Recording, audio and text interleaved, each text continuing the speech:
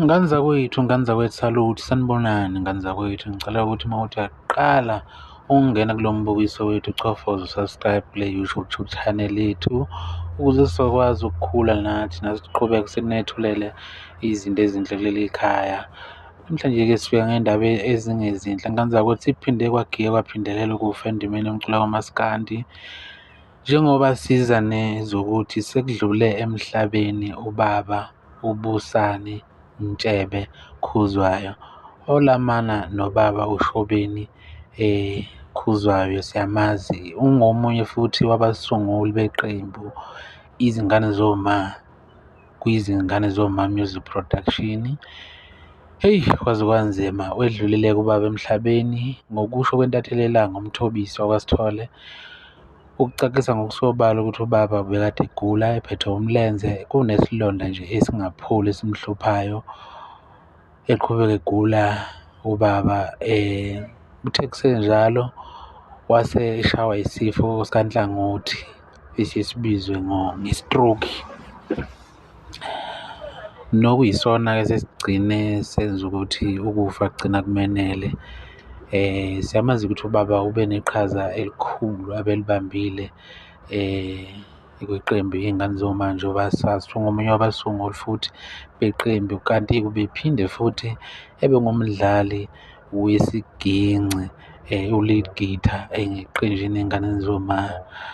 Hhayi, asazi kwenzenjani endimeni yomculo kamaskandi. Zolo lokhu bekade kufihlwa nje ngeviki elizayo umama uDumisile kaManala Mthalana. Namhlanje sesibabaza lokhu kukababa uBusani Ntshebe Khuzwayo, naye osedlulile emhlabeni.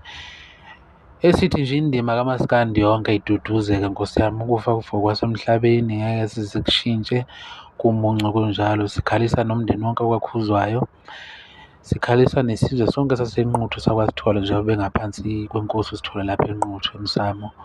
Siyabakhalisa nabo sithi uNkulunkulu sengathi engababopha ngebhande likamoya baduduzeke. Hhayi, akwehlanga olungehliyo, kududuze kanje bakithi nonke.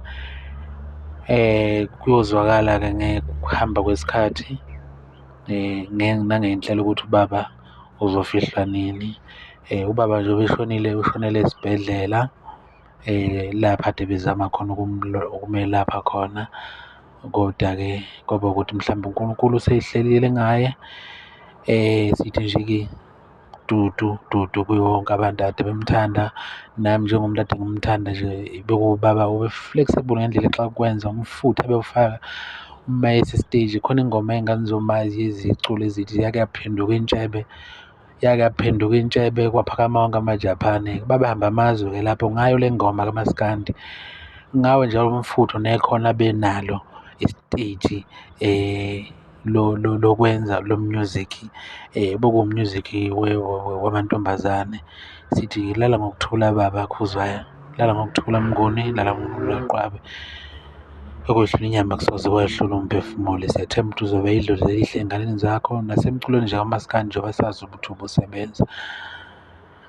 Yilozo-ke besiza nazo-ke iy'ngane zakwethu osukwini lanamhlanje. Ngicela ukuthi-ke nje iy'ngane zakwethu-ke nezokulungile, Nkosi yami, nisikhulisele leli channel,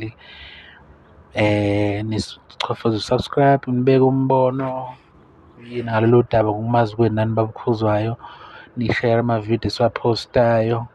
Siyazi ukuthi kuningi esingakukhuluma ngobaba uKhuzwayo-ke, anigcwale lapho ku-comment section kuze kube ngevidiyo elandelayo. Dankie, siyabonga.